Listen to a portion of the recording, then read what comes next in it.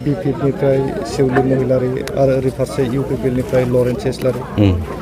Lawrence इस्लारिखौ जोङो बेक्तिगत मानसि हिसाबै आङो गाज्रि बुंनो हानाय नङा। लरेन्स इस्लारिखौ आं गाज्रि मोना, बेनि हेंथायै खोथा बुंनांगौ आङो मोना। नाथाय बिथाङाबो गोसोआव दुखु दं, बिनि गोसोनि खोथानि दुखुफोरखौ आं मिथिगौ। दिनै गोबां उसुबिदा बिथाङा आरो गेलेनोबो गोसो गैखालामोन। राजनितिकनि अबस्थाफोरखौ नायनानै बिथाङा दिनै एमएलए गेलेनोबो गोसो गैखायामोन, नाथाय बिथाङा बायद'था खालामजादों। दा केन्डिडेट जाथावथाव मानसि गैयाबो नालाय, बे हिसाबै बियो गेलेनांदों। दा जोंनि बे गामि ओनसोल जोंनि रायजो राजाफोरनि सिन्था धाराया बेलेग। दिनै सोरबाया जोंनि इन्टेलेक्सुवेल महलनि सोरबा सासे सानै बेक्तिफ्रा साननो हागौ लरेन्स इस्लारिनो भट होब्लासो मोजां जागोन, बेखौ साननो हागौ। खिन्थु रायजो राजानि साननाया बे नङा।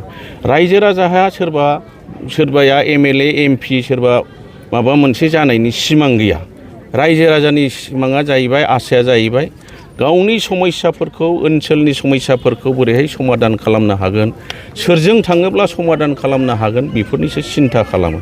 दा बे हिसाबै आङो गिदिंनानै नुदों रायजो राजानि सिन्था धारणाया जिहेथु दा बिपिएफआनो सरकार सालायगासिनो दं, बे हिसाबै बिपिएफनि केन्डिडेटखौनो रायजो राजाफ्रा हेफाजाब होनानै गोबांथार भटआव देरहाहोनायनि खोथा होदों, थांखि लानानै दं। आरो बारा गोबाव गैला, बेखिनि समाव इलेक्सननि समाव नोंथांमोना नुनो मोनगोन। दा बे देबोरगाव समस्तियाव गोबांथार भट लानानै 3 नं क'क्राझार समस्तियाव गोबांथार भट लानानै सिउलि महिलारि मेदामा देरहानो हागोन। दिनै बेखिनिखौ आं बुङो। सरसा जाबाय थादों जे बिधानसभा बिसायख'थिनि उनाव इउपिपिएल दोलोआ थानाय नङा होननानै। बियो मोनसे राजनितिक पलिटिक्सनि खोथा। बियो माब्रैहाय जानो हागौ? मोनसे इलेक्टेड मोनसे गभर्नमेन्ट, रायजो राजानि सापर्ट मोनना भट मोननानै दाजानाय बे सरकारा माब्रैहाय बायनो हागौ? 125 एमेन्डमेन्टनि खोथा बुङै बुङै लेक्सार होबाय थादों। बेखौ जोङो 125आ मा जिनिस बेखौ जों एनिफ्राय जेडसिम जों मिन्थिगौ। 125 एमेन्डमेन्टआ जायोब्ला 6 सिडुल काउन्सिलफोरनि गोहोआ बारायगोन, बियो नंगौ। दा जोङो नर्थ इस्टआव 10टा 6 सिडुल काउन्सिलफोर दङ।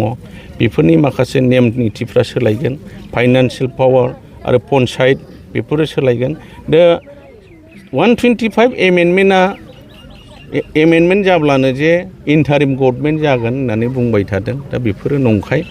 दिनैहाय नोङो एसेमब्लि माबाखौनो नाय, एलएसिफोरखौनो नाय। थांनाय 2 बोसोरनि सिगाङावनो क'क्राझार एरियायाव आगोलावहाय 3 एलएसि दंमोन, दा 4 जाबाय। 4खौ 3 बोसोरनि सिगाङावनो खालामखादों। बे समावनो मालाय माबाया एमएलए इलेक्सना जानांगौमोन, जायाखै। सम जेब्ला फैबाय इलेक्सना जाबाय। दा थिग बिदिनो बिटिसियावबो जेब्ला 125 एमेन्डमेन्ट जागोन अब्ला 60टा समस्ति जागोन। आरो बे 60टा समस्तिया जेब्ला नोङो 5 बोसोर कमप्लिट जागोन, नेक्स्ट इलेक्सनाव बे 60टा समस्तिनि इलेक्सन जागोन। बेखौ रायजो राजाफोरखौ थगायनाया खोब गोरोन्थि। बेफोरबायदि थगायना 125 एमेन्डमेन्ट जाबानो बिपिएफ सरकारा बायगोन, बेफोरो नङा, नंखाय खोथा। बेफोरखौ रायजो राजाफ्रा फोथायनो नाङा। 125 एमेन्डमेन्ट जायोब्ला जोंहा खोब मोजां, बे जाखानांगौ। जायोब्ला मोजां।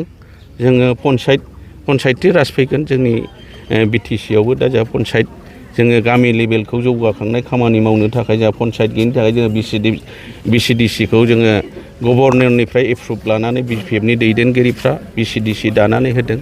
जेब्ला बे 125 एमेन्डमेन्टआ जागोन, जोंनाव पन्सायतआ जागोन।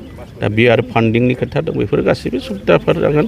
आरो जेराव पार्टिया दा गोसो जाब्लानो केन्डिडेटफ्रा देरहाखांनायनि उनाव पार्टि सोलायबाय थायो। जेब्ला 125 एमेन्डमेन्टआ सोदांजागोन अब्ला बै जायफ्रा देरहानाय केन्डिडेट बिसोरो पार्टि सोलायोब्ला बिनि डिजिगनेसना बियो डिजल्भ जायो। बे थागोन आरो बे नियमफ्रा। सोरबा पार्टि सोलायोब्ला बियो गोदानै इलेक्सन गेलेफिननांगोन। बियो पार्टि सोलायनाय लोगो लोगो सोरबा एमसिएलए जाया। थिग आसामाव बिदिनो सोरबाया कंग्रेसनिफ्राय जुदि फैनानै बिजेपिआव जइन जाफैबा एमएलएआ, बे एमएलए जाया। बे जायगायाव समस्तियाव गोदान इलेक्सन गेलेफिननांगौ जायो। जोंनि बिटिसियावबो बेबायदिनो जागोन।